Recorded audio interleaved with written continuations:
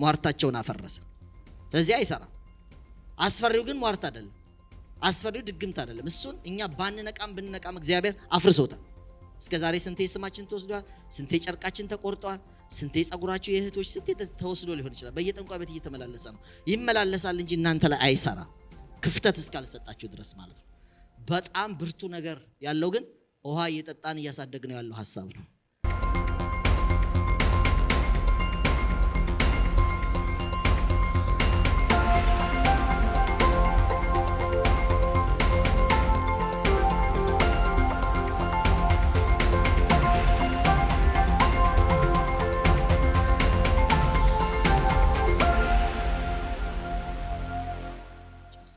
ነው ኤፌሶን ምዕራፍ 6 ከቁጥር 10 ጀምሮ ያለው ቃል እያጠናን ያለ ነው። ስለዚህ ባለፈው ጥብቅ የሆነ ጠላት የሚሰራበት ሚስጥር ተመልክተናል። እግዚአብሔር ዲያብሎስ በምን መንገድ እንደሚሰራ ገልጦልናል። እግዚአብሔር የተመሰገነ ይሁን። አሜን። በምንድን ነው የሚሰራው ብለናል? በሽንገላ ነው አይደለም? የዲያብሎስን ሽንገላ ትቃወሙ ዘንድ እንዲቻላችሁ የእግዚአብሔር ዕቃ ጦር ሁሉ ልበሱ እና አንሱ የሚለውን አይተናል። ዛሬ ዕቃ ጦሮችን እንደ እግዚአብሔር ፍቃድ እንመለከታለን። ነገር ግን ቀድመን ዕቃ ጦሩ ምን ቢሆን ነው እንደዚህ የበዛው? ምን አይነት ስራ ቢሰራ ነው? ምን አይነት ውጊያ ቢገጥም ነው ብለን አንዳንዴ ጠበቅ ያለ ጦርነት የሚገጥማቸው ሰዎች መሳሪያ በደንብ ይዘጋጃሉ። ምንም አጠገባቸው ያለ ጎረቤት ወይም ጠላት ብለው የሚፈርጁት ነገር ብዙም አቅም የሌለው ነገር ከሆነ የዝግጅታቸውን ትንሽ ነው። አያችሁ፣ የጠላታችን ልክ ስናቅ ነው መሳሪያዎቹ እንዴት እንደዚህ ከብደው ተሰጡ ስትሉ። በዛኛው በጣም ብዙ ንቀት አለ ቅዱሳን ጋር። ሰይጣን ራሱ የለም እኔ ራሴ ብዬ ነበር ነግራቸዋለሁና በጣም ሰላም ሲበዛልን ምናምን ራሱ ምንም የለም ብሎ በቃ ከጠላት ምን ይሰራል ሁሉ ነው ሰዎች በቃ እኔ ጋር ምን ይሰራል የሚል ሁሉ ይላሉ። ደስ የሚል እምነት ነው። ግን ብዙ ደግሞ እንደዛ አንደርስቲሜት በማድረግ ደግሞ ብዙ ሰዎች ሲጎዱ ይታያል። ለምንድን ነው? ጠላት አለ። የጠላትን ልክ ደግሞ ማወቅ ጥሩ ነው። በክርስቶስ የተሰጠነ ስልጣን እንዳለ ነው። ሁለተኛ ደግሞ ጠላትን የምናሸንፍበትን መሳሪያዎች ደግሞ መታጠቅ ጌታ የመከረን ነገር ነው። ዝም ብሎ የለም በሚል ብዙ ጉዳቶች ሲደርሱ ወይም ደግሞ የሚሰራውን ስራ ባለማወቅ በጣም ባለፈው ብለናል። በሜተድ ነው የሚሰራው አይደለ? ሽንገላ የሚለውን ስኪምስ የሚለውን እንግሊዝኛው ምን ማለት ነው ብለን የግሪኩ ሜቶዲያ ከሚለው ነው የተተረጎመው። እንግሊዝኛው ሜቶዶሎጂ ማለት ነው። እዚህ ሲስተማቲክ በሆነ መንገድ እንዴት እንደሚሰራ ተመልክተናል። ስለዚህ ዋናው ነገር እውነት ለመነጋገር በጣም አስፈሪው ነገር ዲያብሎስ አይደለም። በጣም ችግር የሆነው ሽንገላው። ዲያብሎስን በኢየሱስ ስም እንቃወማለን። አሜን። ከእናንተ ይሸሻል። ከባዱ ተገስጾ የማይወጣው ጊዜ የሚፈጀው ይሁን ጦር መሳሪያ ያስፈልገው ታጠቁ የተባልነው ለዲያብሎስ ሳይሆን ለሽንገላው። ሽንገላው ስውር ስለሆነ ውስጥ ገብቶ በጣም ስራ ስለሚሰራ እሱ ነው ብዙ ሰዎች ላይ ያቃተው። በጸበልም አይወጣም በምንም አይወጣም ማለት ነው። ከባድ ነው። ራሳችን እነዚህ ዛሬ የምጠቅሳቸውን ትጥቆች ታጥቀን በጣም ስትሮንግ ሆነን በርትተን ካልሆነ በስተቀር ብዙ ሰዎችን እያጣን ያለን ታማሚ ሰዎች ይሆናሉ። እንደምታውቁት ሬቱ ጨምሯል። ራሳቸውን በቃ መኖር አስጠላኝ የሚሉ ሰዎች ምክንያቱም ሐሳቡ ከማይንዳቸው የሚወጣ ነው መስላቸው። ግን ሰይጣን እንዴት ወደ ማይንድ ሐሳብ ተውት እንደሚከት ተመልክተናል። ያ አድጎ ነው። ምንም ተግባር የሐሳብ ውጤት መነሻው ምንድነው? ሐሳብ ይጨምራል፣ ሐሳብ ያድጋል፣ ውሃ ይጠጣል፣ ይኮተኮታል፣ 2 ቀን ይሆናል። አምኖን ውስጥ ስንቴ ነው? አቤሴሎም ስንቴ ነው የተቀመጠበት? ላስት ዊክ አይተናል አይደል? አቤሴሎም 2 ዓመት ነው ውስጡ ሲያጠጣው ሲንከባከቡ ቅቤ ሲቀባው ገብቷቸዋል። በቃ እዛ ፋይናሊ አደረገው። ሐሳብ ከተቀመጠ ስትሮንግ ሆኖ አንድ ቀን ይቆጣጠረናል ማለት ነው። ስለዚህ መጀመሪያ ላይ ሐሳብ ሆኖ ወደ ውስጣችን የመጣ ሰዓት ላይ በቃ መርቻውስ ሆነን ለመናገር ይሄም ያክል በክርስቶስ በመስቀል ድል የተነሳ ሰይጣን ይሄን ያህል ብዙ ቅዱሳን ላይ ድል የቀናው ህይወታችን ላይ ብዙ ጊዜ የተሳካለት በጣም ስትሮንግ ሆኖ ሳይሆን እሱ ቆሞ የሚሰጠው ሐሳብ በጣም እኛ ተንከባክበን ስለያዝንለት እና እሱ ድለኛ አይደለም፣ ብዙ አይገባም። በነገራችሁ ላይ ብዙ ቅዱሳን ላይ ሰይጣን እንደሌለ እርግጠኛ ነኝ። በእርግጠኝነት 99% ላይ ግን የሰይጣን ሐሳብ አለ። ስለዚህ ጮሆ የሚወጣ ሰይጣን የለም። ጮሆ የሚወጣ ግን ሐሳብ ብዙ ሰው ውስጥ ነው ያለው። የእግዚአብሔር መስሎን ያስተናገርነው ማለት ነው። ለምን በቀላሉ ነው የሚገባው። እስቲ ምን ላይ ገብቷል ብለናል። የጌታ እራት እየወሰደ የጌታ እራት ላይ መጨረሻ ላይ ተሰብስበው ሐሳብ ወደ ማን መጣ? ወደ አይደለ ይሁዳ፣ አስቆሮቱ ይሁዳ ሐሳብ ካስገባበት በኋላ ይላል ዮሐንስ ወንጌል ምዕራፍ 13 ላይ። ስለዚህ ሐሳብ አስገባበት ነው የሚለው። ሐሳቡን አስተናገደ። ከዛ በኋላ ሄዶ ሸጠው ማለት ነው። ጴጥሮስን ተመልከቱት። ጌታ ስለሞቱ፣ ስለመነሳቱ፣ ስለ ስቅለቱ በሚያወራበት የመከራ ሰዓት ላይ ያው እግዚአብሔር አብ ማቴዎስ 16 ቁጥር 14 24 አካባቢ ላይ ተመልከቱት። እግዚአብሔር ተጠቅሞበት ማለት ነው። ማን ይሉኛል ሰውን የሰው ልጅ ማን ነው የሚለው ማን እያሉ ውጭ አካባቢ ማን ነው ስለኔ ምንድነው የሚሉት ምንድነው የሚሰጡኝ ስም ሲል ነገሩት። አንዳንዱ መጥምቁ ዮሐንስ ነው የሚል፣ ሌሎች ኤርሚያስ ነው የሚል በመከራ ያለፈ ሰው ስለሆነ በቃ ተመልሶ መጥቷል ብለው ነው ኤክስፔክት ያደርጋሉ እስራኤላውያን። ሌላ ማን አለ? በጣም ብርቱ ነብይ የነበረ ሰዓት የሚያወርድ የነበረው ማን ነበር? ኤልያስ ነበርና ኤልያስም የሚሉ አሉ።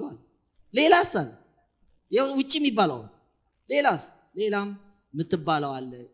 አይዶ ነው ኤልያስ ላይሆን ይችላል፣ መጥምቁ ዮሐንስ ላይሆን ይችላል፣ ከነቢያት ግን አንዱ ሊሆን ይችላል ይላሉ። ሌላ ግን ይላሉ አይ ኦኬ ፎርጌት ሌሎቹን። እናንተስ ለእናንተ ማንኛል? እዛ ጴጥሮስ እጁን አወጣ እንደልማዱ አለ። ጴጥሮስ ሲል ምን አለ? አንተ የሕያው የእግዚአብሔር ልጅ ክርስቶስ ነህ። ከየት መጣ ይሄ ሐሳብ? ማነው ይሄን ሐሳብ ያቀበለው? እግዚአብሔር አብ። አባቴ የገለጠልህ። ጴጥሮስ ለእግዚአብሔር አብ ክፍት ነበር። እግዚአብሔር ለሚሰጠው ሐሳብ ልቡ ተከፍቶ ስለነበረ እሱ ላይ ኤርሚያስም አይደለም ኤልያስም አይደለም መጥምቁ ዮሐንስም አይደለም እሱ የኔ ልጅ ነው ብሎታል። እና ማንም ከዚህ በፊት አንድ አይሁዳዊ ሊል አይችልም፣ የእግዚአብሔር ልጅ ሊል አይችልም። አደገኛ መገለጥ ነው። ለዚህ ነው በዚህ መገለጥ ላይ ቤተክርስቲያን እንሰራለን። ቤተክርስቲያን ሰው መንፈስ ነው በሚል አይሰራም። በጣም ተሳስተዋል ወንድሞቻችን ከሆነ አይዶ ነው ናቸው አይደለም የሚለው ራሱ ጥርጣሬ ነው፣ ግን ተሳስተዋል። ሌሎችም በሌላ መገለጥ ላይ አይሰራም። ቤተክርስቲያን የሚሰራው ክርስቶስ የእግዚአብሔር ልጅ በሚለው ላይ። በቃ አንድ ቤተክርስቲያን መመስረት ያለባት በዚህ፣ ሌላ መገለጥ ላይ አይሰራም። ስለዚህ ይሄ ሲለው በዚች አለት ላይ ቤተክርስቲያንን ሰራለዋል። ኢሚዲየትሊ ሌላ ምዕራፍ ውስጥ እንኳን አልገባም። እዛው 24 ላይ ተናግሮ በሉ ብሎ ስለ መከራው ስለ ሞቱ እያስረዳ እያለ ዞር አረገውና ደግሞ እዛችሁ እኮ ነው ወደ ምዕራፍ እንኳን ብሄድ ደስ ይለኝ ነበር። እዛችሁ ያው ጉባኤ ላይ እዛው ሰዓት ላይ ዞር አረገውና ጌታን ምን አረገው? ጌታው ሞት ምናምን አትበል፣ አይሆንብክ፣ ከቶ አይሆንም። እቺ ደግሞ ከየት የመጣች ነች አለው። አንተ ሰይጣን ዞር በል። አያችሁ፣ እግዚአብሔር ሲሆን እግዚአብሔር መሆኑን አረጋገጠለት። ከሰይጣን የመጣ ሐሳብ ሲሆን ደግሞ አንተ ሰይጣን ዞር በል። የእግዚአብሔርን ሐሳብ ትተህ እንቅፋት ሆነህብኛል አይደለም? የሰውን እንጂ እግዚአብሔርን አታስብምና እንቅፋት ሆነህብኛል። ትክክለኛ። ስለዚህ ዞር በል። ጴጥሮስን ከሐሳቡ ለየው። ይሄን ቶት ያቀበለው ማይንድ ውስጥ የከተተው አጋንንት ነበር። ለምንድን ነበር? ክርስቶስ ካልሞተ ያን ለዛ ነገር ካልተሰዋ እኛ አንድንም ነበር። የመጣበትን ዓላማ የሚያጨናግፍ ሐሳብ ነበር። ደስ የሚል ነው ግን ያጋንንት ነው። ስለዚህ አያችሁ እንዴት እንደሚመጣ። እዛው ሆነ ከክርስቶስ ጋር ሆኖ የጌታ እራት ላይ ሆኖ ሰዎች ሐሳብ ሊገባባቸው ይችላል። that's why የሚጮህ አጋንንት ባይኖርም ብዙ ሐሳብ ቅዱስ አምስታል የገባ እየተንከባከብ ነው ያለ ቀን የሚጠብቅ ሐሳብ በጣም አለ። ይሄ በጣም ልብ ማለት አለባችሁ። በእውቀትና በእውነት ነው ነፃ የምንወጣው እንጂ ዝም ብሎ ቀንድ ያለው ጥቁር ነገር ጭራቅ ግድግዳ ላይ የሚዞር ስዕል ላይ የሚዞር እየገሰጻችሁ ሐሳቡን እየተንከባከብን እንኖራለን። እንደዚህ ተሻወደን መኖር ይቻላል። ይሄ ጥሩ አይደለም። እሱ ምንም አያመጣም። መቃወም ነው። እንገስጻለን፣ በምንችለው ጾማለን፣ ጸልያለን። እንዲህ አይነት አጋንንትን አንዳንዱ እንደዚህ ነው የሚወጣው ብሏል። በተለይ ስትሮንግ ሆኖ ሲገቡ ጾም ጸሎት ያዙ ተብሏል። ለአንዳንድ ችግር ለአንዳንድ በርትቶ ለመጣ ነገር እናደርጋለን። በጣም ብርቱ ግን ለኔ ሐሳብ ግልጽ ነው። ለምን አይመስልም? ያጋንንት አይመስልም። ብዙ ሰዎች እስቲ ራሳቸውን ከማጥፋታቸው በፊት ሰዎች ስሟቸው ምንድነው? ማይንድ ይላል። አይደለም። ማይንድ የሚባል ነገር የለም። ወደ ሐሳብ ወይ እግዚአብሔር ነው የሚከተው ወይ አጋንንት ነው የሚከተው። ከዛ ውጭ እኮ ሰውየው ሰላም ነው። ከጥርጥር በፊት ጥርጥር ከቶ ነው እንጂ ሰላም ነው። ከፍርሃት በፊት እኮ ሰው ሰላም ነው። ግን ይከታል። ወደ ውስጥ ይከትና ሰዎች ውስጥ እንዲያድር ያደርጋል። ሁሉም የሳቱት በዚህ ነው። ሔዋንም እኮ በሰላም ስትኖር ነበር። ግን ሐሳቧን ተበላሽቶ ከክርስቶስ ቅንነት ልክ እንደ ሔዋን ተሳስታችሁ ከክርስቶስ ነገር እንዳትወጡ ተጠንቀቁ ብሎ ጳውሎስ በሁለተኛ ቆሮንቶስ ላይ ባለፈው እንዳነበብን የተናገረው ለዚህ ነው። ምዕራፍ 11 ቁጥር 3 ላይ ከሔዋንን ያሳሳታት ምኗን ነው? ቅንነቷ ሐሳቧን ነው ያበላሸው እንጂ እጇን እየጎተተ ጸበለስ ስለምንለው በተለምዶ አፕል ወይም እንግሊዝኛ አፕል ይሉታል እሱን ወስዶ ያስበላ ሰይጣን የምግብም አይደለም ኃጢአት ወገኖቼ። ትሬስፓስ እንድታረግ ያረጋት ሐሳብ ነው ውስጡ አይከተተም። ገብቷቸዋል? ዛሬ የታለ እዚህ አውጣልኝ እስቲ እነዚህ አቤኔ እና አታጥፋው እሺ፣ እዚሁ ላይ ይቆይ። ስለዚህ እንትኖቹ ውጊያዎቹ በምታስቡት መንገድ አሁን እኛ በተለያየ ነገር ይሄ ጨረባ የሚመጡትን ነገሮች በመንገስጽበት ልክ አይደለም። ጳውሎስ ነግሬያቸዋለሁ። ሰይጣንን መቃወም የሚለው አንድ ቦታ ነው ያለው። ብዙ ችግር ግን ሐሳብ ላይ ሽንገላ ሜተድ ነው ብያቸዋለሁ። ሜቶዲያ ከሚል የመጣ ነው። ሜቶዶሎጂ ራሱ ቆሞ ለሰው ሐሳብ የሚያቀብለው ነገር ነው። ሰው ጋር እያቃተን ያለው ሁላችንም የተቸገረው በዚህ። ስለዚህ ዕቃ ጦሩንም የምንለብሰው ሰይጣንን ለመቃወም ሳይሆን የሰይጣንን ሽንገላ ለመቃወም። የሰይጣንን ሽንገላ ትቃወሙ ዘንድ እንዲቻላችሁ የእግዚአብሔር ዕቃ ጦር ሁሉ ልበሱ። አሜን። ስለዚህ የሚመጣውን ሜተዶች በሙሉ የምታሸንፉት በምንድን ነው? በእነዚህ አሁን በምንዘረዝራቸው ዕቃ ጦሮች። አያችኋቸው የት ጋር እንደሚለበስ እዩት። ይሄንን የመዳን ራስ ቁር ከላይ አለላችሁ። አያችሁት? የመንፈስ ሰይፍ ምኑን ነው አይደል? ይሄ ቃል በመንፈስ ጸልዩ የሚለውን ሌላ ጊዜ ቢቀጥለው ሳምንት የምናቆየው። የእውነት መታጠቂያ ይዋት እቺ መቀነቷ አያችኋት? ወገቡ ጋር ያለችውን ነገር እግሩ ላይ ተመልከቱት። አክቹአሊ ይሄ እንደዚህ አይነት ጥልፍልፍ እንትን አይደለም፣ እንደ ከስክስ ቢደረግ ጥሩ ነበር። የሰላም ወንጌል በቃ ይሄ በደንብ አድርጋችሁ ሲረገጥ የሚያመው የወንጌል ጫማ ባደረገ ሰው እንጂ ዝም ብላችሁ ባዶ እግር እንደማቡካት ብታረጉ ሰይጣን አያመው። አያችሁ? ቸብ የማረክ ሳይሆን በደንብ የወንጌል ጫማ ሲደረግ ያምኗል። ሌላው ብዙ ነገር የምንከላከልበት ምንድነው? የእምነት ጋሻ ነው። ከዛስ እዚህ ብራስ እንትን ላይ የምናረገው ደግሞ ደረታችን ላይ የምንድነው? የጽድቅ ጥሩር ነው። አያችሁ? ከደረቱ ጋር ያለችው አንገቱ ጋር እንዳይመስላችሁ ይሄ ከታች የወረደው ሁሉ ብረት የጽድቅ ጥሩር ነው ማለት ነው። ገብቷችኋል? ስለዚህ መታጠቂያዋ ሁሉን ጥሩር አድርጋችሁ እዚች ወገብ ላይ የተደረገችው የእውነት መቀነት የምትለዋን ይዋት። እሷ መታጠቂያዋ ባትኖር ከባድ ነው። ጥሩርና ጥሩር የሚጋጠምበት ቦታ ክፍተት በማግኘቱ ነው። አንደኛ ነገሥት ምዕራፍ 19 አክዓብ የሚባል ሰው አንድ ሰው በቀስት ገትሮ የገደለው ያችን መቀነት በመርሳቱ። ሰማችሁኝ? ሁሉ ነገር ሙሉ ነው። ይህንንም ኮፍያውን ሙሉን አድርጎ ነው የገባው። ሰውየው በቀስት ገትሮ ሊሞት የቻለበት ብቸኛ ነገር በጥሩርና በጥሩር መጋጠሚያ መሃል የተገኘች ክፍተት ላይ ተወቅቶ። ስለዚህ ከታጠቀ ሙሉ ነው የምንታጠቀው። አሜን፣ ግልጽ ነው። ስለዚህ ጋሻውም ደግሞ የእምነት ጋሻ ነው። በቃ እነዚህ ናቸው። ይሄንን ኤፌሶን የእስር ቤት መጽሐፍ ስለሆነ ፕሪዝን ኤፒስትልስ፣ ፓስተራል ኤፒስትልስ የሚባሉ ነገር ታውቃላችሁ። የዕብራውያን መልእክት፣ የፓስተራል የሆኑ መልእክት እና ደግሞ የእስር ቤት መልእክቶች የሚባሉ አሉ። ከእስር ቤት መልእክቶች ውስጥ አንዱ የኤፌሶን መልእክት ነው። እስር ቤት ውስጥ ሆኖ ነው የጻፈው ማለት ነው። እስር ቤት ውስጥ ሆኖ የሚጠብቀውን አንድ ሮማዊ ወታደር ሙሉ ቁመና እያየ የራሱን ላይ ያደረገውን ደረቱ ላይ ያደረገውን ይሄ ወገቡ ላይ ያደረገውን ጥይት የሚደረግበትን የከስክሱን ይሄ ጫማውን እያየ በመንፈስ መገለጥ ነው የጻፈው ይባላል። ይሄ ሰውዬ ሙሉ እንደታጠቀ እግዚአብሔር አንድ ቅዱሳንን በምን ነው አንተ የምታስታጥቀው? አንድ እንደዚህ እንደ ሮማዊ ወታደር ሙሉ ወታደር ማለት ሙሉ ጎበዝ ሰው ማለት ሙሉ ንቁ ሰው ማለት ምንድነው ብሎ በሚጠይቅ ሰዓት ነው እግዚአብሔር በመንፈስ የገለጠለት ማለት ነው። ስለዚህ እነዚህም በሙሉ ሙሉ ፒክቸሩን ይዞ በመንፈስ እየተረጎመ ቆቡን ትርጉም ሰጠው፣ ደረቱ ላይ ያለውን ትርጉም ሰጠው፣ የጫማውን ትርጉም ሰጠው፣ የወገብ ላይ ያለውን መቀነት ትርጉም ሰጠው፣ እጁ ላይ ያለውን የሰይፍ ትርጉም ሰጠው፣ በአንድ ጎን የሚያዘውን የጋሻውን የመከላከያውን ደግሞ ትርጉም ሰጠው እንጂ እንዲሁ ሊትራሊ በዓለማዊነት ይሄ የአንድ ወታደር ምስል ነው። እሱ እስር ቤት ውስጥ ሆኖ የሚጠብቀው ሰውዬ እንደዚህ ለብሰው ነው የሚጠብቀው ማለት ነው። ግልጽ ነው።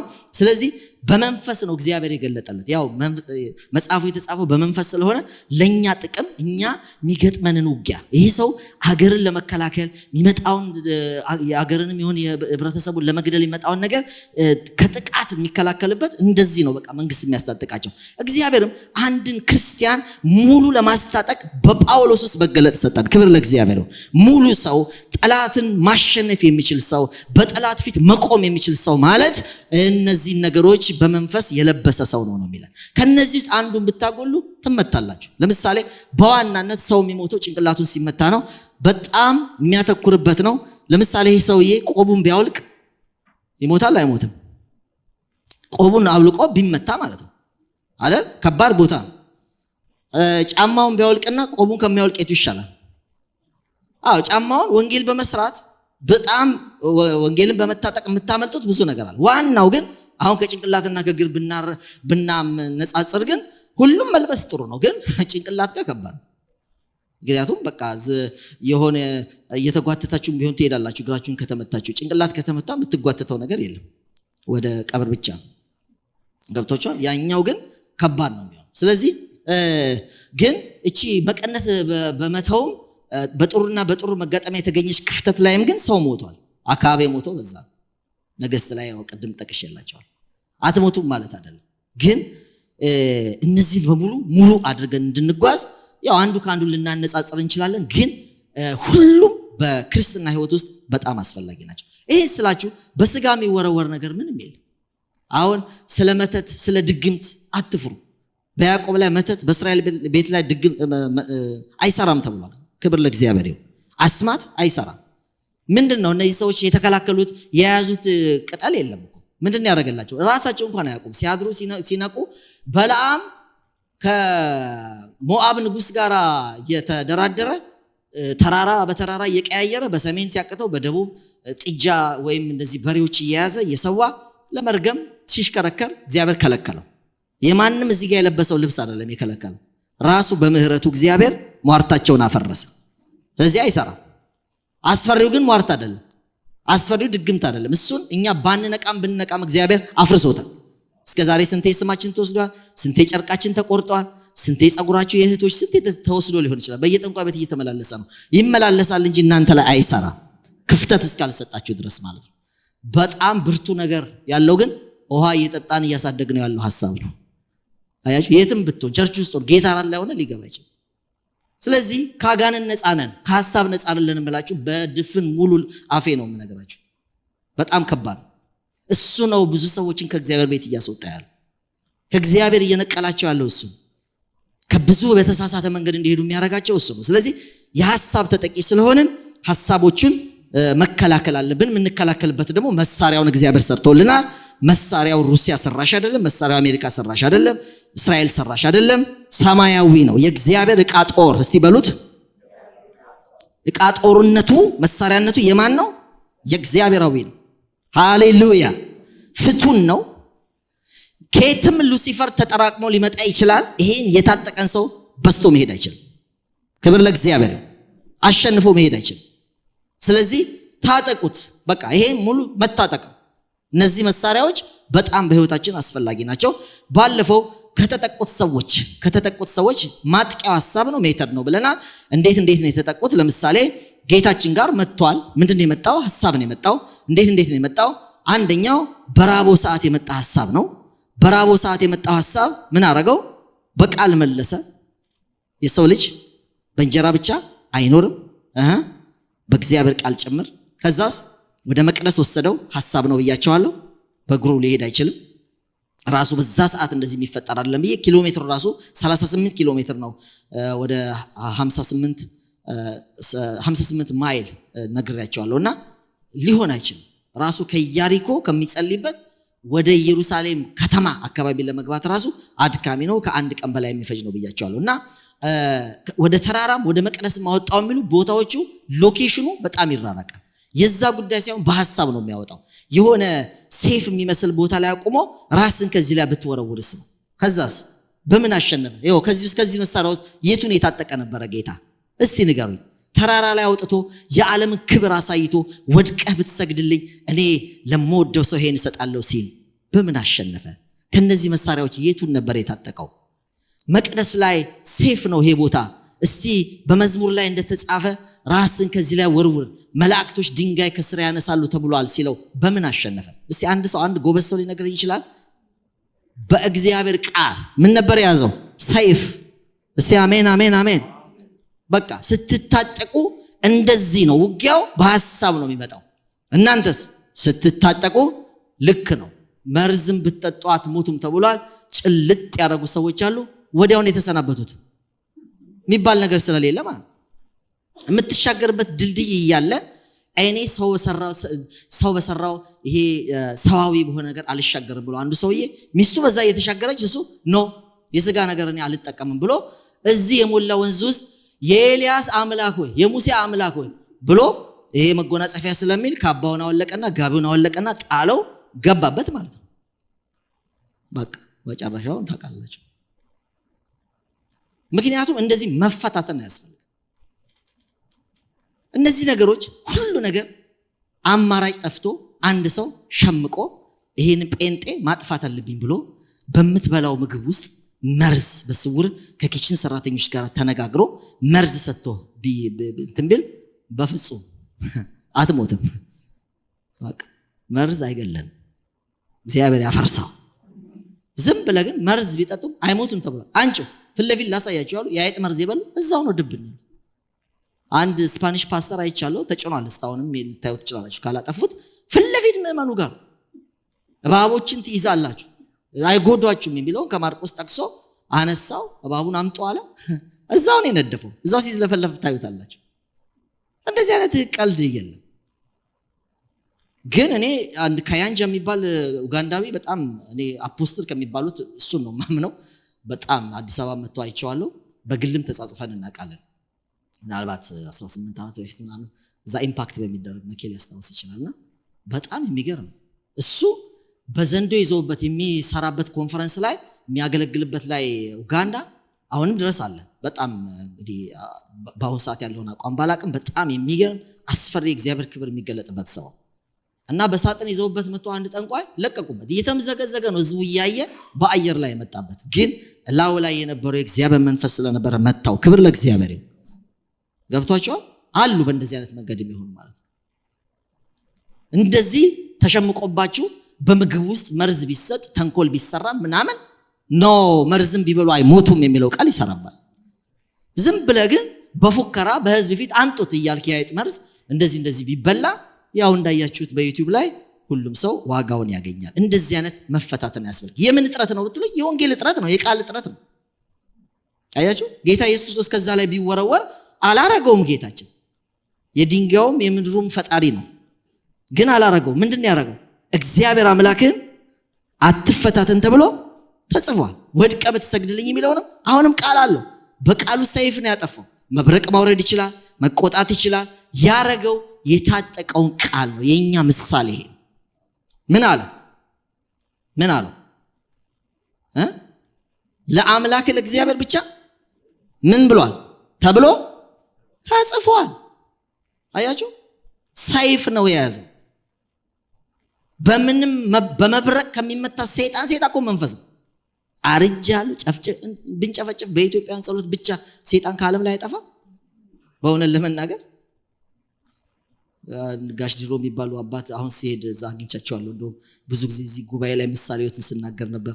እንኳን አገኘሁት ብዬ ከስንት ዓመት ከ20 ምናምን ዓመት በኋላ አገኘኋቸው አንድ ጉባኤ ላይ ያገለገልኩ እሑድ ቀን አሁን ኢትዮጵያ ሄድኩ ጊዜ እና በጣም ተሳሳቀን እና ብዙ ጊዜ እንደነገርኳችሁ ሰውየው በህይወት አሉ እንግዲህ አግኝቻቸዋለሁ እንዳልኳችሁ ይገሰጻል አሉ። ድሮ ከኦርቶዶክስ ነው ሄዳኑትና ምንድነው ጌታ ሆይ ምንድነው የሚዋለደው ነገር በኢየሱስ መካን ይሆናሉ ማለት ነው። አብታችኋል። ምን መሰላችሁ እኛ ይሄ ጸሎታችን ላይ ያው በምሳሌነት ለመጥቀስ ነው። በቃ በሰይፍ አንገትን አርጃል ቆራርጫል እንደዚህ መንፈስ እኮ ነው። መንፈስ የሚቆራረጥ ነገር አይደለም። ምንድነው ግን ያው ምሳሌውን ነው የምነግራችሁ። ምን ሁላችን የምንለው ነው ግን ይቃሉ ነው የሚያጠፋው። መንፈስ የሚያቆመው ምንድነው? እግዚአብሔር ቃል። እስቲ አሜን። እኛ ደም ስራችን ቢከታተር ባይከታተር እሱ አይደል የድምጽ ከፍታና ማነስ። እሺ ታዲያ የታመሙ ሰዎች ባለሆሳስ ገና ድምጻቸው እንደ የሙትቃን ጭማቂ ጠብጠብ የሚልባቸው እንዴ ሊገስጹ ነው ታዲያ? በጩኸት ከሆነ ይሄ ጩኸት አይደለም፣ የቀስታም ድምጽ አይደለም። ኃይሉ ቃሉ ላይ ነው። እግዚአብሔር ቃል ነው የሚያጠፋው፣ የማይቋቋመው ቃሉ። ገብቷችኋል? ጌታ አምላክን አትፈታተን ተብሎ ተጽፏል። በቃ ተመታ ማለት ነው። እንደገና ደግሞ የሰው ልጅ በእንጀራ ብቻ አይኖርም ተብሎ ተጽፏል የሚለው የእግዚአብሔር ቃል ጠላትን ያጠፋዋል ማለት ነው። አያችሁ። ስለዚህ ጌታችን ኢየሱስ ክርስቶስ የመጣበት ወደ ጌታ የመጣበት ፈተና የሐሳብ ነው፣ የቃል ነው። ጌታ ደግሞ ያንን ያጠፋው በእግዚአብሔር ቃል ነው ማለት ነው። ለምሳሌ ወደ ሔዋን እንመልከት። ሔዋን ፈተናዋ ምን ነበር? እስቲ ባለፈው ብለናል፣ እንግዲህ አያይዝላችኋል። የሔዋን ፈተና ምን ነበር? ምኗን ያሳተው? ሐሳቧን ያሳተው። ወደ እሷ የመጣበት ነገር ከነዚህ ውስጥ የትኛውን የመጣባት ይመስላችኋል? የትኛውን ይመስላችኋል? እናንተ እስቲ ገምቱ። ሔዋን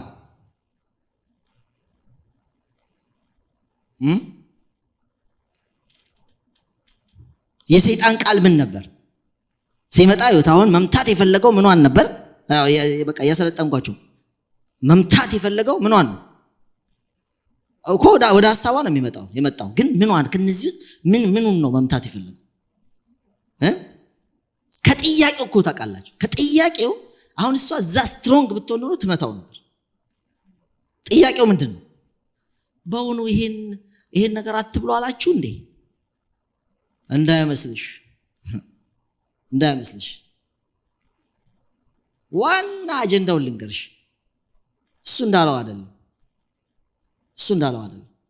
ይሄን ከበላችሁ እንደ እግዚአብሔር እንዳትሆኑ ስለሚያውቅ ነው። በቃ የቀራችሁ እሱን ለመሆን አንድ ነገር ነው። በቃ እቺን ከበላችሁ እንደሱ ነው የምትሆኑት። ምንድነው የከተተባት? ጥርጥር በሉ እንጂ ምን ነው አዲስ ልደት። በቃ እግዚአብሔር ያለሽ ይሄን ነው አላትና ሌላ ነው አይደል? ሌላ ነገር አጠራጠራት። አሁን አንድ ነገር ቢኖራት ታሸንፍ ነበር። ካሞን እስቲ አንድ ጎበዝ ሰው ኧረ ተዘበራረቀ። እግዚአብሔር ቃል አይደለም ሌላ እምነት። በቃ እግዚአብሔርን በማመን ብቻ ኖ አንተ ውሸታም። እኔም ማምነው ማንን ነው? እሱን ለመሆን እቺን ከበላን በቃ ደባብቆን አይደለም። እኔ እግዚአብሔርን ነው ማምነው። በእርግጥ በባሏ በኩል ነው የተነገረው፣ ለባሏ ነው የተነገረው እንጂ ለሷ አልተነገረም። እሷ የዛ ጊዜ እንግዲህ በመጽሐፍ ቅዱሳዊ መሰረት አልተፈጠረችም፣ ገና አላመጣትም።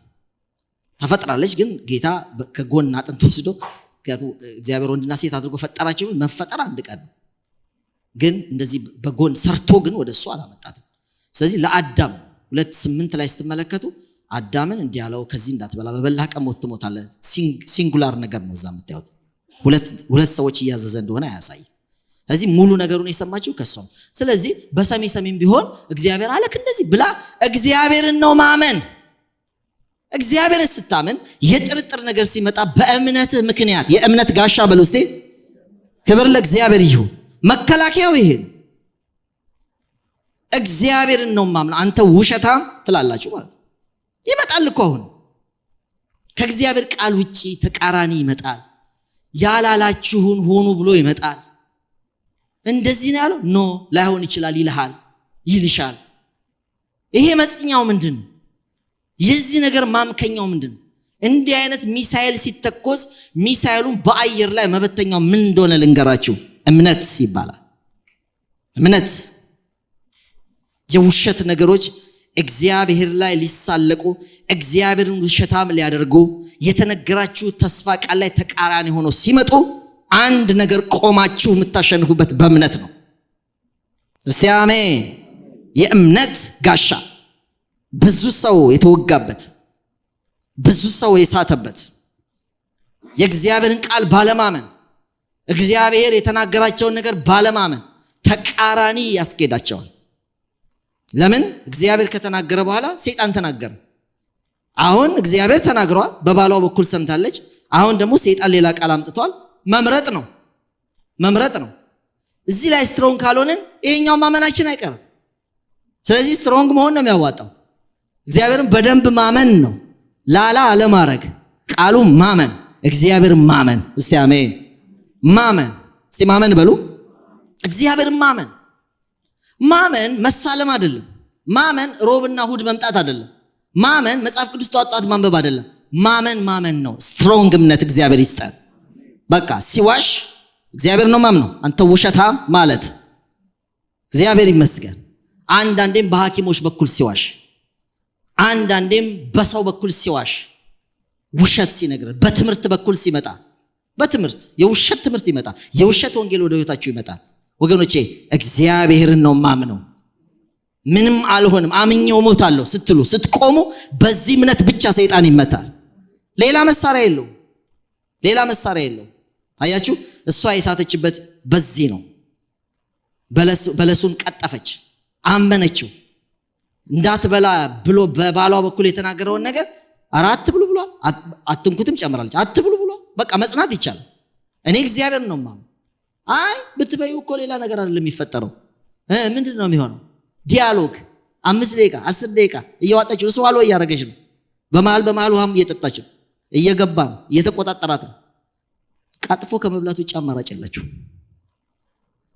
ኢሚዲየትሊ የመጣው ሰዓት ላይ መጀመሪያ ነው እንዴ እያሉ 5 ደቂቃ 10 ደቂቃ ይኸውላችሁ። መዝሙረ ዳዊት ላይ ከባዱ ነገር ሰው በመጀመሪያ ምን ይላል? እየሄደ በክፉ መንገድ የሚሄድ ይላል። ከዛ በክፎች ምክር ያልቆመ ይላል። ከዛ በዋዘኞች ወንበር ያልተቀመጠ ይላል። መጀመሪያ እየሄድክ ነው የምትሰማው። ከዛ ቁጥር 2 ላይ መቆም ነው ብለህ ትቆማለህ። እየሄድክ ነበር የምትሰማው፣ ይስብሃል፣ ቆም ትላለህ። ከዛ በደንብ ተቀመጠ እስቲ ቡና 4ኛ እየጠጣ ተሰማዋል።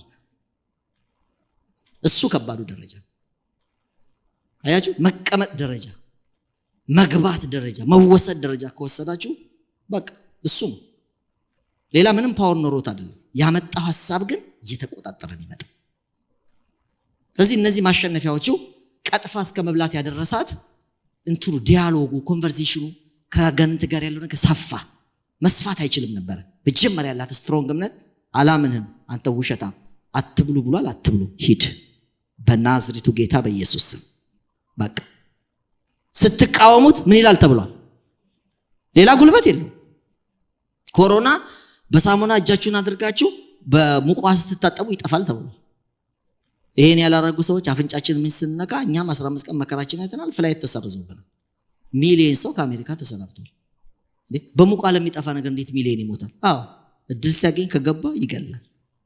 ካጠፋው ደግሞ የታዘዝከው ይጠፋል። በሙቅ ውሃ በሳሙና ይጠፋል። ሰይጣን ስትቃወመው ይጠፋል። እድል ካገኘ በሐሳብ ይገባል፣ ይገላል። አያችሁ፣ ቀላል ነው ግን ይገላል። ኮሮና ቀላል ነው ግን ይገላል። ስለዚህ ብዙ ሰው ያጋንን ተጠቂ አይደለም፣ የሐሳብ ተጠቂ ነው። ሐሳብን አንዳንዴ እኔ ጭንቅላቴን ጭንና in the name of Jesus ከተለያየ ቦታ በድካሜም ሊሆን ይችላል የገባ ሳምንት የፈጀ 1 ዓመት የፈጀ በኢየሱስ ስም ውጣላለሁ፣ አጸዳለሁ። አንዳንድ ጊዜ ዝም ብሎ ገላ መታጠብ ፊት መታጠብ ብቻ አያዋጣም። ገላቸውን በቀን 3 የታጠቡ ሰዎች ራሳቸውን ገለዋል። ይኸውልህ ሐሳብን ከውስጥ አለቅልቀ ድፋ። እስቲ አሜን። ሐሳብ መውጣት አለበት። አንዳንዴ ልባችሁ ላይ ጫኑ። ከየት ነው የመጣው ይሄ እንግዳ ሐሳብ? ከየት ነው የመጣው ይሄ ሐሳብ? በኢየሱስ ክርስቶስ ስም ለቀሽ ሂድ። ማንኛውም የአጋንንት ሐሳብ በኢየሱስ ስም የፈረሰ ይሁን ብላችሁ ከውስጣችሁ ማፍረስ አለባችሁ። ሳናስበው የተቀበል ነው፣ የእግዚአብሔር መስሎን የተቀበል ነው። ሔዋን ጋር ትንሽ ቆያ።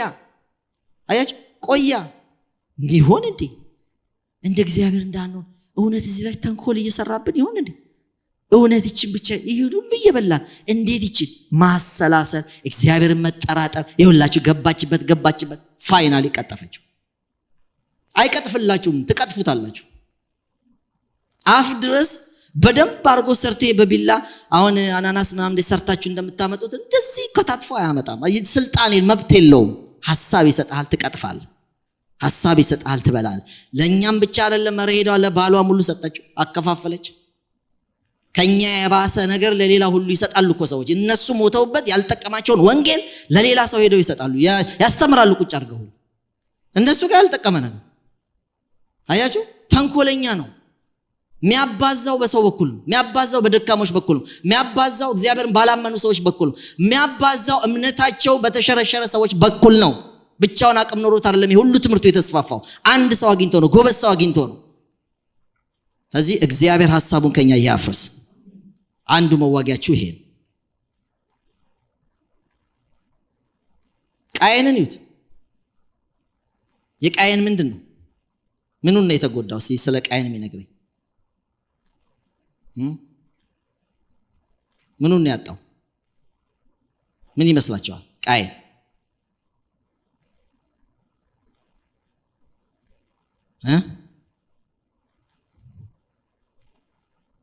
ምን ይመስላችኋል? በምን ነው እንደዚህ ነገሮች ልቡ ጋር ነው የገቡት? ሲጀምር ምንድን ነበር ጅማሬው?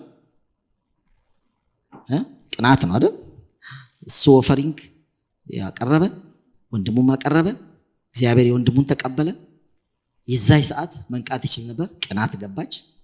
እሱ እንዴት ሰማው እኔ እንዴት አልሰማኝም?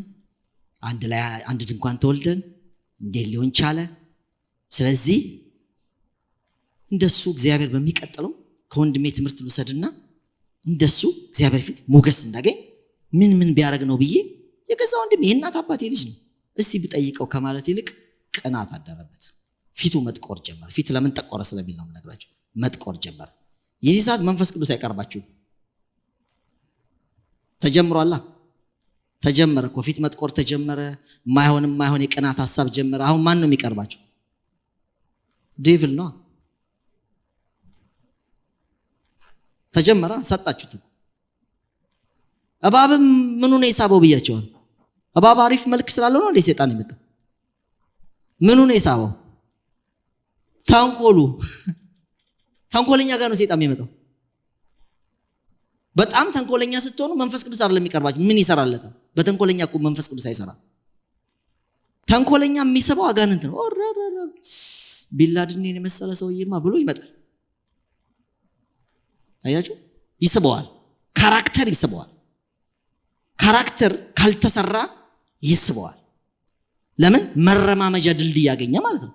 ምን አስለፋው? ገና ጨምሮ፣ ገና ጨው ጨምሮ፣ ገና አቁላልቶ፣ ገና ውሃ ከልሶ ከሚያደርግ በደንብ የተከለሰለት በቃ የተመቻቸ አንድ ነገር ብቻ መስጠት በቃ መንሸራሸሪያ ብያችሁ የለ። አንዳንድ ሰዎችን እኮ አይቶ በጌታ በኢየሱስ አይልም ሰይጣን። በጌታ በኢየሱስ እኔ እንዴት ነው ሰይጣን ያሉኝ ይሄ ሰውዬ እያለ ይላል እኮ። ከባድ ሰዎች አሉ። ስለዚህ እነሱ ከዛ ካራክተራቸው ካልተላቀቁ በስተቀር በቃ ቤቱ ናቸው። ይስበዋል። ስለዚህ እንደዛ ነው የሆነው። ይሄ ሰው ምኑን መሰላችሁ ያጣው? ጽድቁን ነው ያጣው። በጽድቅ ውስጣችሁ ሲሞላ፣ ሃሌሉያ፣ በጽድቅ ውስጣችሁ ሲሞላ ወንድማችሁ ላይ አትነሱም። አጓጉል ነገር ውስጣችሁ አይገባም። ልባችሁ ክፉ ነገር ዘልቆ አይገባም። ይሄ እዚህ ደረቱ ላይ የምታዩት ነገር በቃ በጽድቅ ነው። ጽድቅ ነው እኮ። እግዚአብሔር የተመሰገነ ይሁን። ርኩሰት፣ ምክንያቱም ጽድቅ ያልኩበት ምክንያት ኃጢአት በደጅህ እያደባሽ ነው ይላል። የጽድቅ ተቃራኒ ነው። አያችሁ? የጽድቅ ተቃራኒ ነው። አንዳንድ የሳበው ባህሪ ስላየ ኃጢአት ብቻው ነገር አይኖረውም። ባለፈው ነግሬያቸዋለሁ። በሰይጣን በኩል ነው የሚመጣው። ደጁ ድረስ እያደባ ነው። በፊት የመንፈስ ቅዱስ የተከፈተ ሰማይ ግቢ የነበረ ቤት አሁን የጂኒ መሰብሰቢያ ሆነ። ምንድነው እንደዚህ የሚያንከራታቸው አጋንንቶች እዛ ግቢ? ምን ነው አሉ ስትሉ የሳባቸው ነገር አለ። ተንኮል ስቧቸዋል፣ ክፋት ስቧቸዋል፣ ምቀኝነት ስቧቸዋል። ተበሳጭተዋል። አንዱ ነገር ተቀባይነት ሲያገኝ ለጊዜው ኔክስት እኮ አሻሽሎ ተቀባይነት ሊያገኝ ይችል ነበር። ግን ለጊዜው በዛ ተበሳጭቶ በብስጭቱ ምክንያት ሮንግ ካራክተር ስላበቀለ በዛ ካራክተር ምክንያት ገብቶበት ሳበው፣ ደጁ ላይ ሳበው። አሁን እነዚህ ራሱ አጋንንቶች እግዚአብሔር እድል ሰጠው። ንገስበት፣ እዚህ ሐሳብ ላይ ንገስበት። ደጅን እየዞረ ነው። አንተ ንገስበት፣ ካለዛስ ይነክስባል። ከደጅ ወደ ቤት ይገባል፣ መኝታ ጋር ይገባል፣ ወደ ልብህም ይገባል። ተቆጣጠሩ። እግዚአብሔር ሲነግረን ደጅ ላይ ነበር። ከጥቂት ቀናት በኋላ ግን ልብ ውስጥ ገብቶ አእምሮን ተቆጣጥሮ እንቅልፍ ለ3 ለ4 ቀን አጥቶ ወንድሙ ሲገል ነው። ከዛ ክስ ይጀምራሉ። ራስ የመግደያ ሐሳብ ሰጥቷቸው ጌታን ሽጥ ብሎ ይሁዳም እንደዚህ ነው። ሽጥ ብሎ ገንዘብ ይሻላል ብሎ ሰጥቶ ፋይናሊ ደግሞ ክስ ጀመረ። አንተው ሰው ነህ፣ ጌታን ሸጠህ አሁን መኖር ይባላል ያንተ? ራስን ማጥፋት አይሻልም? አሁን የሰው ፊት እንዴት ታያለ? እዛ እኮ ሌላ ነው ሲል ነው። ተገለባባጭ መንፈስ እግዚአብሔር ይምታው። ይሄ ነው ካልነቃችሁበት። ከዛ ራሱን ሲያንቅ ነው እንደምታውቁት ራሱን አንቆ ገደለ። ጽድቃችሁ እንዳይመታ መጠንቀቅ ያስፈልጋል። ሐናንያና ሰጲራን አንስቻለሁ። እስቲ ከዚህ ውስጥ የትኛው ተጠቂ ናቸው? ምን ቢኖራቸው ማሸነፍ ይችሉ ነበር? ጎበዝ ሰው ይነግረኛል እውነት። ምክንያቱም መንፈስ ቅዱስን ምን ትሉ ዘንድ ነው ያላቸው? ታታልሉ ዘንድ። ሰይጣን ይሄን ሐሳብ ለምን ጨመረባችሁ? ለምን ጨመረብህ ነው ለሰውየው። እሷንም ተናግሯታል። ከባልሽ ጋር ሐሳቡ ሲመጣ መከላከል ትችል ነበር። ያጁ ለምን ይሄንን ተንኮል ይሄን ክፋት ውስጥ ጨመረ? ታታልለው ዘንድ ነው ያለው። ወገኖቼ እውነት ውስጡ ቢኖር ኖሮ ለዚህ አጋነት ላመጣበት ሐሳብ አይታለልም ነበር። እሱ ኦኬ 600 ሺህ ብር ነው የሸጠው። በቃ 600 ሺህ 200 ሺህ ብር አስፈለገ። አንዳንድ ጨው፣ በርበሬ፣ የልጆች ጉዳይ መገዛዛት አሰብን። 400 ሺህ ግን ለቸርች እንዲሆን አሰብን ብላችሁ መስጠት ትችሉ ነበር አላቸው። እነሱ ግን ቤት አጋንንት ነው የጨመረው ይሄን ሐሳብ። እውነት ቢኖር ኖሮ አይታለሉም። ባልና ሚስት በአንድ ቀን አይቀበሩም ነበር። ሞት የኃጢአት ውጤት ነው። ኃጢአት የሐሳብ ውጤት ነው። ሐሳብ አድጋ ነው ኃጢአት የምትሆነው። ኃጢአት አድጋ ነው ሞት የምትሆነው። ያዕቆብ ላይ ምንድነው የሚለው? ምን አድጎ? ምኞት ኃጢአትን፣ ኃጢአት ደግሞ ሞትን። ጥንስሱ ምኞት ነው። ምኞት ሐሳብ ነው። አብታችኋል። እሱ ወደ ኃጢአት ያድጋል፣ ኃጢአት ወደ ሞት ያድጋል። የምትገድቡት ዛጋ ሲመጣ ነው የምትመቱት። ሊወገድ ይችላል። 1 ዓመት የፈጀ ሐሳብ ሊወገድ ይችላል። አሁን በዛሬ ትምህርት በኋላ ራሱ ገብታችሁ በመንፈስ ቅዱስ ኃይል ልታጸዱት ትችላላችሁ። ሐሳቡን ሳይፈጽም ግን አቦርት አድርጉት። ከተወለደ ይገላችኋል። ስትሮንግ ነው፣ ጊዜ ይፈጃል። አንድ ሰው አንድ አስተማሪ እንዳደረገው ነው። ከመካከላችሁ እጁን በክር አስሬው የሚበጥስልኝ አለ። ትናንሽ ልጆች እጃቸውን አወጡ። እሱ እነሱን አወርዷልና አንድ ተለቅ ያለ ልጅ ጎረምሳ ና አንተ ነህ እንደዚህ የምታረግልኝ አለው። አመጣው፣ በክር እጁን አሰረው። ነጠላ የሚሰራበት ደካማ ክር ነው እና እጁን አሰረና በላሁን በጥሳሉ። እውነት ነው፣ እጁን ማውጣትም አላስፈልገውም። ልጁ ብጥስ ነው ያደረገው። ኦኬ ይሄንኑ ደግሞ ገመድ 2 ጊዜ ባዞር እንዴት ነው አለው። ችግር የለውም። 2 ጊዜ ጠምጥሞ ቋጠረ፣ በጠሰው። ኦኬ ይሄንኑ ደግሞ 5 ጊዜ አለው። 5 ጊዜ ጠምጥሞ ቋጠረ፣ ትንሽ ታገለው፣ በጠሰ። ይሄንኑ 10 ጊዜ አለው። እናንተም ትንሽ ፊታችሁ ተኮሳተረ። ከባድ ነው። 20 ሲሆን ከባድ ነው። 30 ሲሆን ከባድ ነው። ባንዴ በጥሳችሁት የምትሄዱት ነገር 10 20 ዙር ሲደርስ ለጊዜው እኮ ነው። በቃ ያን ቀን ነው እኮ አረቄ የጠጣሁት ይላል። ለዛሽ ቀን ነው ይላል። እኔ እኮ በቀላሉ ይገቡና መውጫው ከባድ ነው። አንድ የተባረከ አገልጋይ ምን ሲል ሰማሁት፣ ደስ አለኝ። እስራኤል ወደ ግብጽ የገባው በምንድን ነው? 70 ነፍስ ሆኖ ነው። ፈርዖን ቤተሰብን አንጣ አለው። ምን ተላከላቸው? ሰረገላ። ወደ ግብጽ የገቡት በምንድን ነው? ሲወጡስ መውጫው ከባድ። መውጫማ 10 መቅሰፍት ሁሉ በሰረገላ አንከብክቦ ያስገባህና ሱስ ውስጥ ስትወጣ ከባድ። መውጣት እኮ ይቻላል፣ ግን ከባድ። ያው ሰረገላ የላከው ሰውዬ አትወጡም። ምን ልትሰሩ ነው የምትወጡት? ልንሰግድ። እዚሁ ስገዱ ይላል። እዚሁ አምልኩ። የጨስካ አምልክ፣ የጠጣህ አምልክ፣ ዝሙትን እየሰራ ምን ችግር አለ? ማምለክ አምልክ ይላል። መውጣት አቃታቸው። አንድ ሰውዬ ሲጋራ ልናስተው ፈለገ። ሚስቱ ክርስቲያን ነች፣ እሱ ክርስቲያን አይደለም። ለ30 ምናምን ዓመት አጭሰዋል።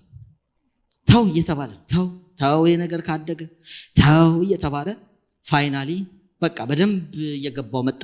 እንዴት ይተው? በቃ ከቸርች አንከለክለው፣ እያጨሰ ቀጠለ። አሁንም ቀጥሏል። ትንሽ ነው የሚቀረው የሚችለው፣ ምክንያቱም ሚስቱም ወደ ጌታ ሄዳለች፣ ልጆቹም አግብተው ወልደዋል ምናምን፣ እሱም እድሜው ሄዷል። በጣም ቅርብ 2-3 ዓመት ጊዜ ነው ያየሁት። ያቀታል። እኔ በድሮ ጊዜ ይሄ የሽምብራው ጠርጥር የዛፎቹ ፍሬ የትም ሄጄ ትዝ አለኝ አገር የሚል ዘፈን አለ።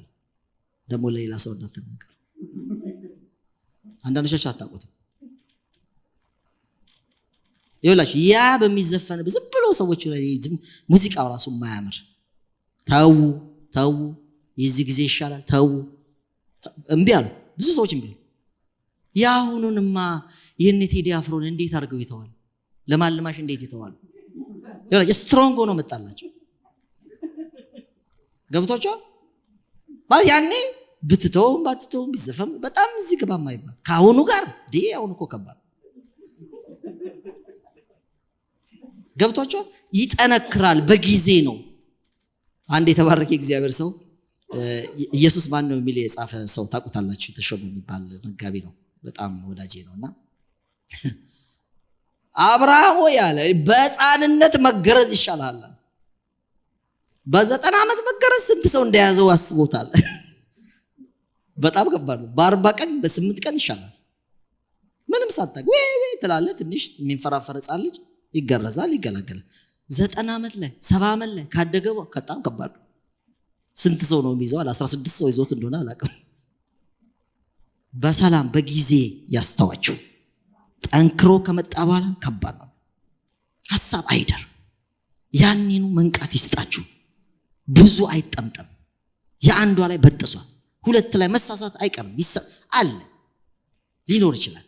በጥሱት። ቶሎ ውጡ፣ ቶሎ ተሻገሩ። ከፖርኖግራፊ ቶሎ ውጡ። ከተለያየ ጭሳጭሶች ቶሎ ውጡ። ከጠነከረ አትወጡ። ስትሮንግ ነው። በላይ ያመጣል። እስቲ ዩቲዩብ እኮ እንደራሱ እንደለመደ ደጋግማችሁ ሽቶ ግዙ፣ የሆነ ነገር ግዙ፣ ያመጣላችሁ። በፌስቡክ ያመጣል፣ በእንትን ያመጣል። እነሱ እንኳን ምኞታችን ያውቃሉ። አጋንንት የሚስበው ባህሪያችን፣ አጋንንት ደጋግመን የምንነካው ነገር ነው የሚስበው።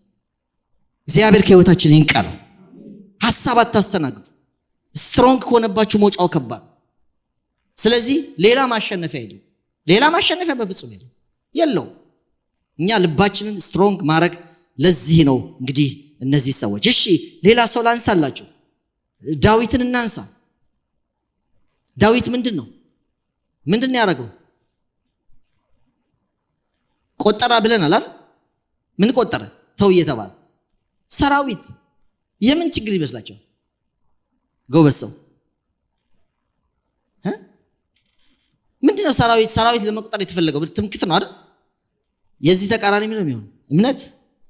እምነት ቅድም ብለናል። እምነት እግዚአብሔር ይመስገን። የእምነት ጋሻዬ መከላከያ። ለአብርሃም ምን አለው እግዚአብሔር? እኔ ላንተ ጋሻህ ነኝ። ትላንት ይሁን መኬስ ይናገር። ላንተ ምንድን ነኝ? መከላከያው ማን ነው? መከላከያችን ማን ነው? እግዚአብሔር። አሁን የሚቆጥረው ሰራዊት ምን ልብ ያስታብያል። ይኸውላችሁ በእግዚአብሔር ቢመካ በእግዚአብሔር ቢታመን እነዚህ ሰራዊቶች አይቆጥርም። ከዛ ሰይጣን እድል አያገኝም። ሰይጣን ሰራዊት እንዲቆጥር አንቀሳቀሰው። እንደውም ኔሊያ ተው ብለውታል። የሌላውን ክፍል ስትመለከቱት ተው ብለውታል። አልሰማም። አያችሁ፣ በትንሽ መሸርሸር እቺን አንቀሳቀሰው። ትምክቱን ወደ ሌላ አዞረ። ከዚህ የተነሳ ጠላት እድል ቀን ነው። 3 ምርጫ ነው የተሰጠው። ከ3ቱ ምርጫ 3ቱም ውስጥ ማለት ምንም ሰላም አልነበር። ቸነፈር ነው፣ ለጠላት አሳልፌ ብሰጥ ነው። አንዱን መረጠ። ብዙ ሰው ተቀስፎ ነው። መጨረሻ ላይ እግዚአብሔር ምህረት አድርጎ የሞት መልአክ በቃ ብሎት በኦርና አውድማ ሄዶ ተከራይቶ መስዋዕት ሰውቶ ነው ከዛ በኋላ ነገሮች የተስተካከሉት። ጊዜ ፈጅቶ ይህ ህዝብ በእኔ ምክንያት ለምን ይቀጣል ብሏል። ወደዚህ ሁሉ እልቂት የተደረሰው ግን በአንድ ጉዳይ ነው፣ በሐሳብ። ግልጽ ነው። ወደዚህ ሁሉ መዘዝ ምንድን የመጣው? በሐሳብ። ስለዚህ ሐሳብ ተከላከሉ፣ ሐሳብ ምቱ፣ ሐሳብ ከእናንተ አስወግዱ። በሱ ነው የሚሰራው። እሱን እድል ካልሰጣችሁ፣ በር ካላገኘ አይቆጣጠራችሁም። ወንድምን መግደል የመጣው በሐሳብ ነው። ሰራዊትን መቁጠር የመጣው በኋላም መቅሰፍቶች የመጡት በሐሳብ ነው። ሐሳብ ከመታን እንደ ጌታ ኢየሱስ ከተከላከልን አይሰራም። ጌታ ይባረክ። አሜን። የሰላም ወንጌል ብዙ የስህተት ትምህርት፣ እንግዳ ወንጌል፣ የሐሰት ወንጌሎች የመጡት በእውነት ወንጌል ላይ ባልጸኑ ሰዎች ነው። በእውነት ወንጌል ያልጸኑ ሰዎችን ስትመለከቱ ካልጸኑ ምን ያመጣል? የሐሰት ወንጌል ያመጣባቸዋል። እንግዳ ትምህርት ያመጣባቸዋል። መዳንን በክርስቶስ ያላሉ ሰዎች ይዋቸው የመዳን መንገዳቸው ብዛቱ። ለምን? አንድ ነገር ላይ ካልጸኑ ልባቸውን ሐሳባቸውን ያይና እንግዳ ትምህርት ያመጣባቸዋል። ለዚህ ነው ጌታ ኢየሱስ ክርስቶስ እኔ አባቴን ሳከብር አልተቀበላችሁኝም። ኦኬ፣ ስላልተቀበላችሁ ምንድነው? አሁን ደግሞ ሌላው የራሱን ሲያከብር እሱን ትቀበላላችሁ አላችሁ። ለሐሰት እንደሚጋለጡ በዚህ ነው የነገራቸው። አንድ ሰው እውነት ላይ ካልጸና፣ አንድ ሰው እግዚአብሔር ያዘዘለት እውነት ነገር ላይ ካልጸና ምን መሰላችሁ? ለሌላ ትምህርት ለሌላ ስህተት ተላልፈው ይሰጣል።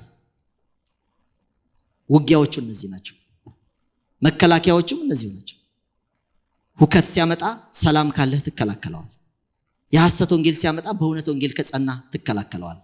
ኦልሬዲ አስቀድሞ አርምድ መሆን፣ አስቀድሞ ቫክሲኔሽኑን መውሰድ ማለት ነው። ሲመጣ ልክ እንደ ጸረ 6 እንደሚባለው ይሄ ኩፍኝ ምን ሲመጣ ልጆች በልጅነታቸው ሲወጉ በቃ ሲመጣ ይከላከላል። እንደዚህ ታጥቆ መቆየት ነው። የመጨረሻው በመንፈስ ጸልዩ የሚለው ነው። እንመጣበታለን። 7ኛ ነው እሱ። ስለዚህ ሰይፍ ያዙ፣ የእግዚአብሔር ቃል ላይ ታጠቁ፣ እውነት መቀነት ይኖራችሁ፣ ሐሰተኞች መጥተው ሐናንያ ሰጲራን እንዳሳተ እንዳያስቷችሁ፣ በጽድቅ ላይ ጽኑ። አምኖንን ያሳተው በጽድቅ ነው። አምኖን ታስታውሳላችሁ አይደል? በቃ እህቱ ላይ አይደል የገዛ እህቱን ነው የወደደው። ከዛ በኋላ መገሰጽ ይችላል። ጽድቅ ውስጡን ቢቆጣጠረው ኖሮ ይሄ ክፉ ኃጢአት፣ ይሄ ቅድስና የጎደለው ነገር ወደ ህይወቴማ በኢየሱስ ክርስቶስ ሂድ ማለት ይችላል። ግን ተቆጣጠረው። በየቀኑ ይከሳ ነበር ይላል። ሐሳብ እኮ ነው ያከሳ። ምንም የወሰደው መድኃኒት የለም። ሐሳብ ዕለት ያከሰዋል። ምንድነው በየዕለቱ እየከሳ ያለው አለ። ሐሳቡን ነገረው። እንደዚህ ገብቶብኝ ነው። ተዛዝ ገስጽ አይለው አላለው። ዘዴ ነገረው። ሰውሳላችሁ ዘዴ ነገረው። ሐሳብ ነው። ምንድነው ያሰብከው? እህቴ በኢየሱስ ክርስቶስ እህትን በል ይሄ ያጋንንት ሐሳብ ነው። ገስጽ ነበር ማለት ያለበት። አጠናከረለት። ታመም ያለው ብለተኛ ንጉሱን አስፈቀደው። መታቂጣ ተጋገር ራሷ ጋግራ ትስጠኛል። በቃ እዛ በኋላ ምኞቱን ከፈጸመ በኋላ ደግሞ እንደዛ ቀን ጠልቷት አያውቅም። ተዋሳፍረኛል ከቤት ዝም ብለህ ደግሞ ሌላ ደግሞ ስተት ትስራለች። ሌላ ስተት ሰራ። ይኸውላችሁ የሆነ ሰዓት ሞተ። አምኖን አቤሴሎም ገደለው። የት ነች የጀመረችው? ሐሳብ ጋር ነው የጀመረችው። ሐሳብ ጋር ቢገስጽ ወደዚህ ማለት ቤተሰብ ተመሰቃቀለ። ዳዊት ተረበሸ። ይኸውላችሁ እዛ ቤተሰብ ምስቅልቅል የመጣው በአንድ ሐሳብ። ስለዚህ ሐሳብ ከልክሉ። አዲስ ልደቶች ሐሳብ ከልክሉ። ይሄ እየተሽከራከራችሁ የምትገስጹት እንዳለን እንቀጥላለን። ግን ዋናው ልብ ውስጥ እየገባ እየረበሸ እየበጠበጠ ሐሳብ እድል እያገኘ ስለሆነ በጌታ በኢየሱስም ይሽነቀ። አፍርሱ። በቃ ይሄ በጣም መፍረስ አለበት። ገናም ይሄን ትምህርት እናስፋፋለን፣ እንጸልያለን። የመጨረሻው በመንፈስ መጸለይ የሚለው ነው የቀረን። እንቀጥለዋለን። እስቲ ተነስተን እንጸልይ።